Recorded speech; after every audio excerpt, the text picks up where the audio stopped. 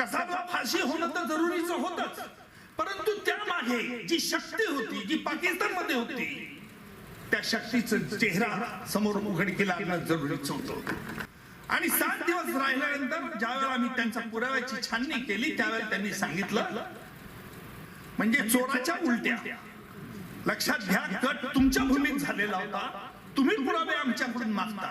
त्यावेळेला 26/11चा दहशतवादी मुंबईवरती हल्ला झाला, कसाबला फाशी झाली, आणि म्हणून काय आम्ही खुश झालेलो नव्हतो.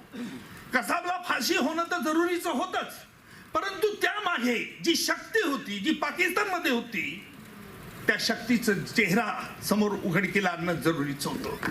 कसाबला फाशी दिल्यानंतर मी आणि भारत सरकारचे 3 अधिकारी अमेरिकेच्या याच्यामुळे मी स्वतः इस्लामाबाद पाकिस्तानमध्ये गेलो. It's was the official delegation. आणि मी आणि भारत सरकारचे 3 अधिकारी आम्ही त्यावेळेला इस्लामाबादला गेलो. 7 दिवस आम्ही तिथे राहिलो.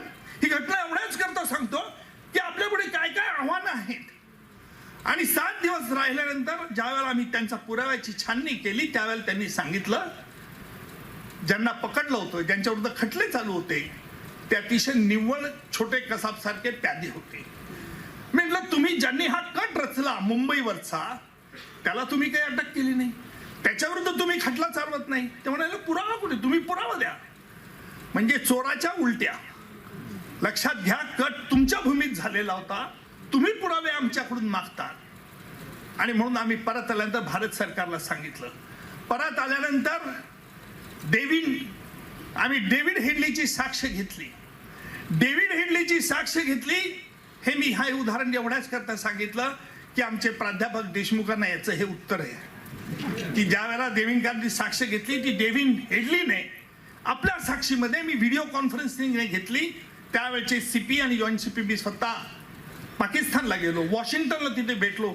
डेव्हिड कार्टरची व्हिडिओ कॉन्फरन्सने आम्ही साक्ष घेतली.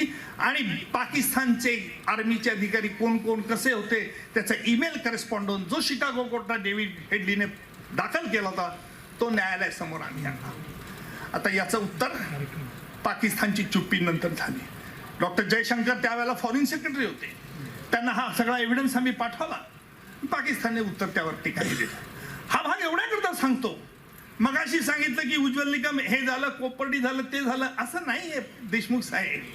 तुम्हाला कल्पना नाही, आताचे मुख्यमंत्री, पूर्वीचे मुख्यमंत्री, मी कोणत्याही सरकारचा असतो, फक्त मी कोणत्या पार्टीचा असतो असं नाही, परंतु भाजपने मला नेवलंय याचा मला सार्थाभिमान पण आहे, त्यात शंका नाही.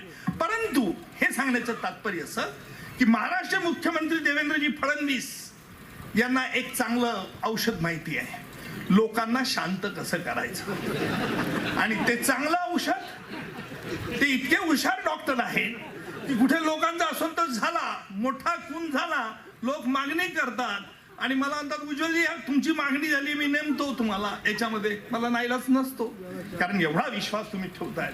म्हणजेच काय, मी सरकारचं देखील अँटीबायोटिक आहे. महाराष्ट्रातील सर्व बातम्यांचे विश्वासार्ह व्यासपीठ, सकाळच्या सर्व सोशल मीडिया प्लॅटफॉर्मला लाईक, फॉलो आणि सबस्क्राईब करा. तसंच सर्व नोटिफिकेशनसाठी बेल आयकॉन प्रेस करायला विसरू नका.